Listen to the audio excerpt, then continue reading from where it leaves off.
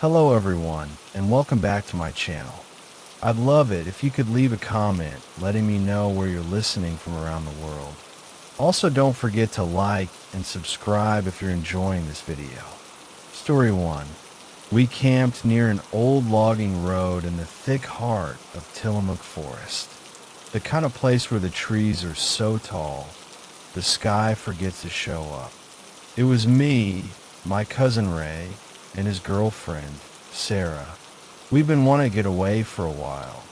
Life had grown too loud, too bright, too much. So we picked the quietest place we could find, somewhere GPS lost interest and phone signals curled up and died. The drive-in was rough, gravel popping under tires, tree branches tapping at the windows like they wanted in. We found a clearing just big enough for our 2 tents and a fire pit made from stones that looked like they'd been arranged decades ago. Someone had camped here before us. Many someones. That kind of old bones place. First night was perfect. We drank cheap beer, swapped ghost stories, and laughed way too loud. It was real and raw, the way only nature can make you feel when everything else is stripped away. Around midnight, we tucked ourselves in. The woods were so quiet. It was like the air had weight. Even the bugs held their breath. I don't know what woke me at 2:03 a.m., but I remember the time exactly. There wasn't a sound, not at first. Just a shift in pressure, like the forest had tilted. Then I heard it, crunch, crunch, crunch. Footsteps, deliberate and slow, walking over dry leaves and broken twigs. I sat up in my tent, heart thumping like it was trying to punch its way out. I peeked out through the tiny mesh window. The campfire had burned down to dull orange guts, and standing just at the edge of the light was a man. Not a bear, not another camper. A man. He was facing our tents, still as stone. No lantern, no backpack, no jacket. He looked wrong, like he didn't belong to this place, like the forest had grown around him without noticing. He was dressed like someone going to church on a Sunday morning.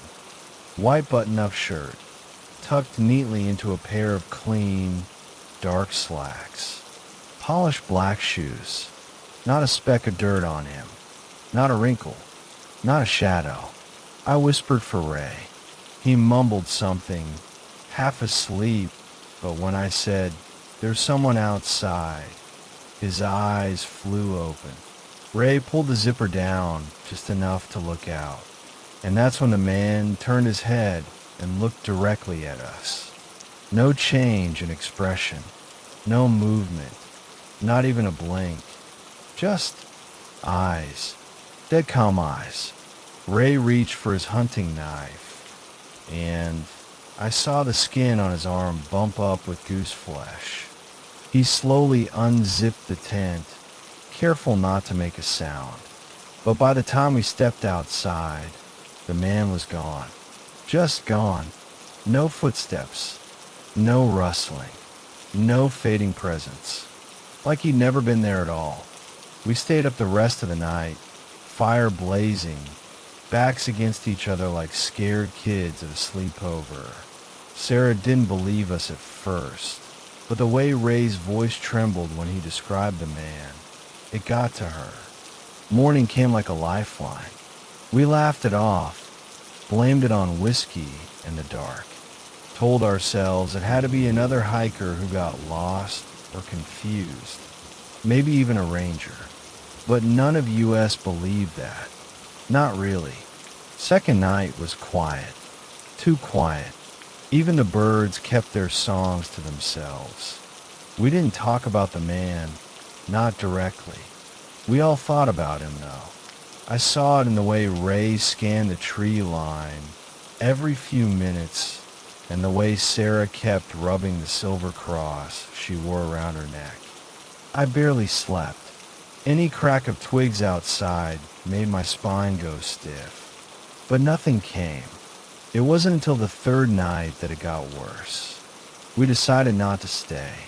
Just a gut feeling, like something was ticking down and the forest was holding its breath. We packed our stuff in the dark, barely speaking.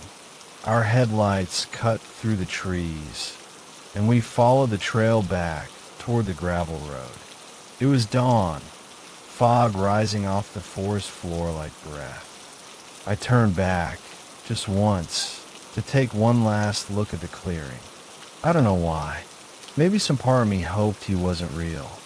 Maybe I needed proof that he was. He was there, standing in the exact spot where our fire had been. Same white shirt, same black slacks, same motionless stance, hands clasped in front of him, like he was praying. But this time he was smiling. That smile didn't belong to a human face.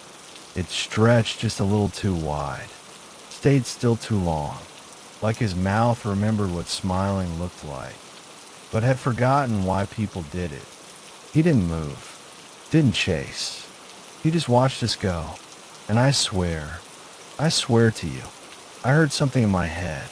Not a voice, but a feeling, like he wasn't done with us. We never talked about it again. Ray and Sarah broke up a few months later, and I stopped camping altogether. But sometimes, late at night, when I can't sleep, I'll dream of the woods. I'll smell that pine sweet air, feel that cold breath of fog on my neck. And when I look up in the dream, I see him, still smiling, still watching, still waiting. And I wonder how long he'll wait before he comes out of the woods again. Because some people you meet once. Others, you meet when it's already too late. Story 2. I've always found comfort in solitude. Real solitude.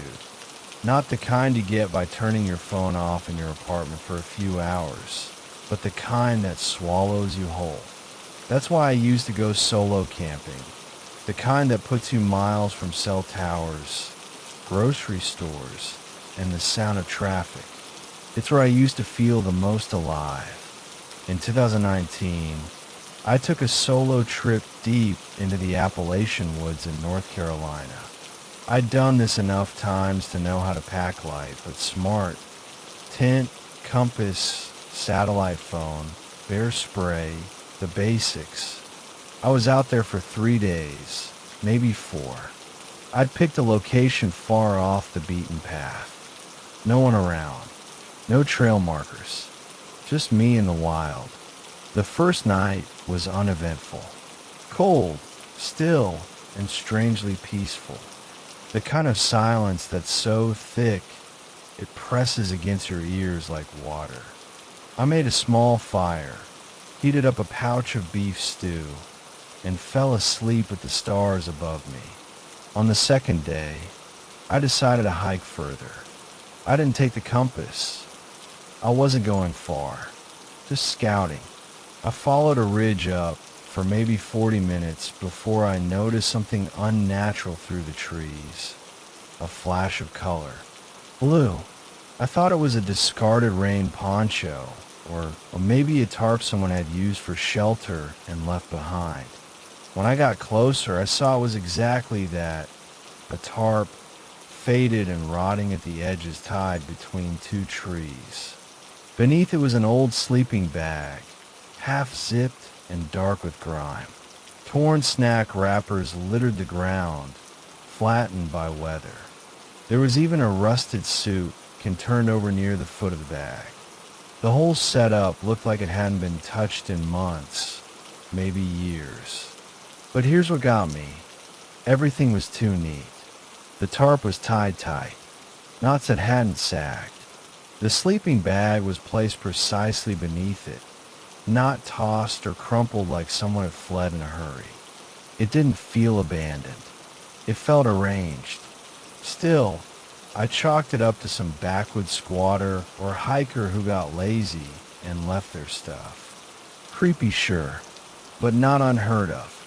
I backed away and returned to my camp, which was about half a mile down the trail. I didn't mention the tarp in my notes or log into my GPS. Maybe I didn't want to. Maybe some part of me knew, even then, not to mess with it. That night, the wind picked up and the temperature dropped fast. The trees swayed and groaned above me, but I couldn't sleep. Not because of the cold, because of the sound. Something was dragging through the forest. Not shuffling, not walking, dragging. At first, it was distant, so far off I thought I might be imagining it. Then it got closer, a long, slow pull, like a heavy coat being scraped across gravel. It circled the outer edges of the camp, low and steady. I unzipped my sleeping bag just enough to grab the flashlight from my pack, but I didn't turn it on. My fire had burned down to orange coals. There was just enough glow for me to make out the shape of my tent and the edge of the clearing. I waited. Then, at 2:14 a.m., I heard it, clear as a whisper pressed against the fabric of my tent. You came too close. My heart nearly stopped. The voice was dry, emotionless, almost rehearsed. It wasn't angry. It wasn't even threatening. It was just true. I didn't move, didn't breathe. The dragging sound stopped. Then I heard footsteps. Slow, measured, circling my tent in wide loops. Every few steps, the footsteps would pause, and I swear I could feel something standing there, watching me, inches from the nylon wall. Once, twice, 3 full circles, then nothing, not a sound, not even the wind. I stayed still until morning, not a wink of sleep. As soon as the first dull light touched the tops of the trees, I packed up. Fast. I hiked back up to the tarp area because I had to see it. Maybe I needed proof that it wasn't real. But when I got there, the tarp was gone. So was the sleeping bag, the food wrappers, the rusted can. Even the rope marks were gone, like no one had ever tied anything to those trees. I felt cold all over. Not like body cold, soul cold. Like the forest had swallowed something and was pretending nothing had ever been there. When I got back to the nearest ranger station, a good 2-hour drive, I told the guy at the desk everything. I expected a laugh, or maybe a warning about wild animals. He just looked at me. No surprise, no disbelief. Then he said, "That blue tarp moves every few weeks. We've never caught who's behind it, or what." I blinked at him. "You mean it's been reported before?" "Yeah," he said, rubbing the back of his neck. "Always in a different spot. Always the same setup. Same story. You hear something. You see something. Then it's gone." He paused. "Most folks don't talk about it after. I haven't gone solo camping since that trip. I still hike, but I stick to known trails, the ones with kids and couples and dogs barking. I pretend that comfort comes from the crowd, but the truth is, I'm just afraid of hearing that voice again. You came too close. It wasn't a threat. It was a warning. Like whatever was out there didn't want to hurt me. Not yet. But it wanted me to know that I crossed the line. That next time, I might not be so lucky. And the worst part, every now and then, I hear something in the woods when I walk alone. Just for a second. A dragging sound. And I wonder if the tarp ever stopped moving. Story 3. When I was 16, my family took a trip to Colorado.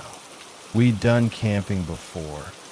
Little family adventures where the worst thing that ever happened was a raccoon stealing our snacks or Dad forgetting the matches. But this one still wakes me up at night, even after all these years. It was late July, thick in that summer heat where everything smells like pine needles and dust. We pulled into a rustic state campground tucked inside a forest valley where the trees stood tall and still like quiet sentinels. The kind of place that makes you feel small, no matter how grown you think you are. At the check-in cabin, an old man with a sun-wrinkled face handed us a hand-drawn map. It was all red pen and uneven lines, like someone sketched it in a hurry. Each site was marked with a small circle and a number. I counted 45 spots, but when he looked at our reservation, he paused. His eyes stayed on the paper for just a second too long. Campground 46, he mumbled. Right. We opened a new one. My mom asked why it wasn't on the map. He smiled, but it didn't reach his eyes. It's recent, still being added to things. He circled a spot past Site 45, way off to the edge. Keep going past the old Ranger Tower. You'll see a post with a number on it. That's your place. We drove in silence for a bit after that. Something about the way he said it unsettled all of us, but no one wanted to ruin the vacation vibe. My little sister, Chloe, was humming to herself, pressing her face to the window as the forest got denser. Campground 46 wasn't like the others. It didn't have a gravel pad or picnic table. It was just a clearing between trees with a single wooden post, slightly crooked, and 46 scratched onto it in what looked like charcoal or maybe marker. It was handwritten, uneven and dark, like someone angry had scrawled it in. Still, Dad got out and started unloading the gear. Mom tried to keep the mood light, talking about how off the grid it felt and how nice it would be to unplug for a few days. But the forest was silent.